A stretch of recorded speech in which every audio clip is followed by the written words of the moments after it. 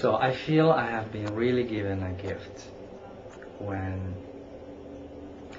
at some point in my life I was offered my dream job. And my dream job was a job that combined, these deep passions I have. One is my love for nature and the environment, and the other one is my love for the world and my passion for international development. And this job was a job at Harvard University, and in a job that really called me to express, this passion, the skills that I had developed, over my life.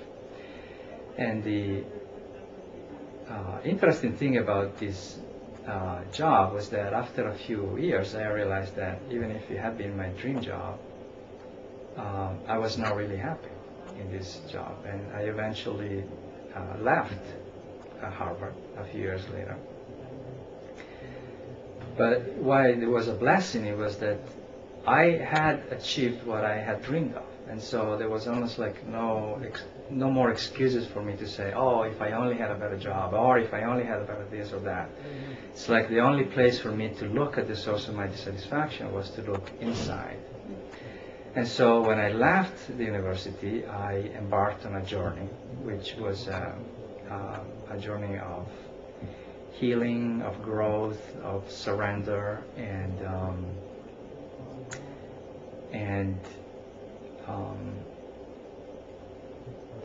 one of the things that I discovered that was very interesting to me was that as a scholar, I already knew that the world is interconnected.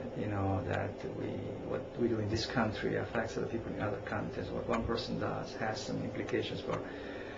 But what became very clear to me is also how our inner world is interconnected to how we express ourselves on the outside and the impact that we have. And so from this journey, I learned to experience, first of all, a greater sense of inner peace and serenity and compassion and fulfillment, hope, connection to other people. That was on the interior part, but also on the in my manifestation of that, in the impact I had in the world, I also felt that I was being much more effective. I could understand other better. Obviously, I understood myself better, and so that made it possible for me to understand others better, to communicate more effectively, to engage others more effectively. And so it became very clear to me that in order to make a contribution, a better contribution in the world, I had to start with myself, and that has become a commitment I've made, in my life.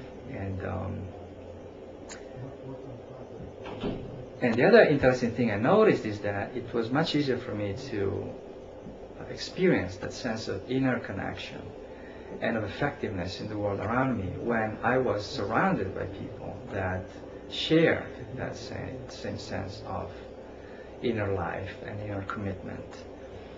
And whether it was in workshops or in gatherings or with special friends, and so the idea of the center a little bit emerged out of this realization that me as an individual, even if I'm capable, like everybody else is, of really being a positive force in the world, having an environment, a space that cultivates, that uncovering of the being and its expression, is really, really important.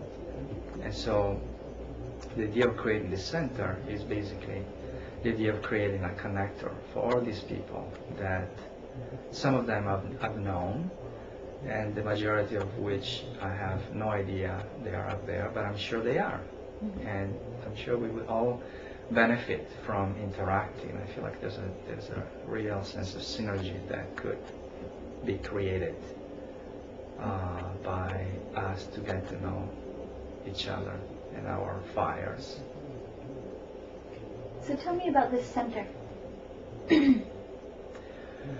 Well, it's personally, I feel like this center combines these two great passions of mine. You know, one is this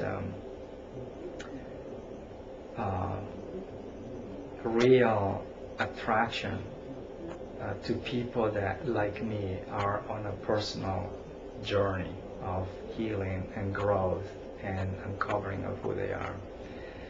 And also my passion for people who care for the world. So I want to know these people. Who are they? You know, I want to connect with them. And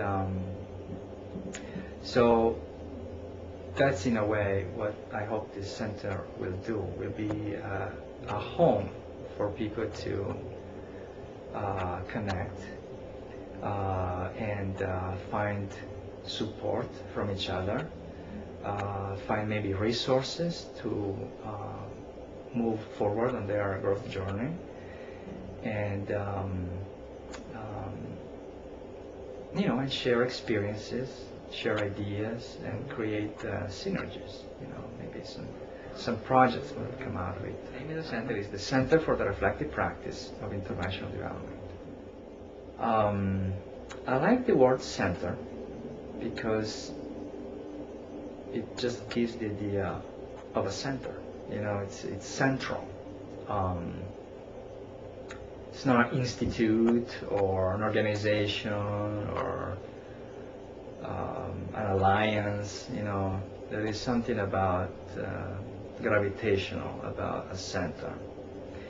And a reflective practice is it's a way of looking at what we do with opening to learning about ourselves and also learning about what we're doing. International development, what comes to me, the image I have is actually the image I received from my father. You know, my father was the kind of person who, without any teaching, explicit teaching, he lived his life modeling the fact that humanity only recognizes humanity, regardless of political boundaries or socioeconomic status. And when I was growing up, he hosted people, you know, coming from Vietnam during the Vietnam War, and from Chile during the Pinochet, you know, dictatorship, and from Northern Africa. And so from him, I feel like I absorbed this sense of compassion and wanting to, and almost love for people who are going through hardship. And it so happened that all of these people that he, you know, brought into our lives were people who came from developing countries. And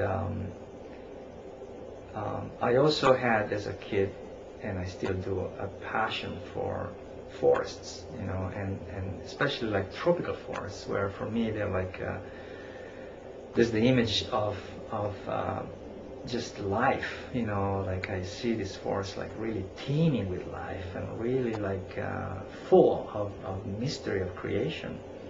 And it so happened that tropical forests, you know, are in developing countries for the most part. And so that was my draw to working in developing countries, and nowadays, I mean, that's what falls into the rubric of international development.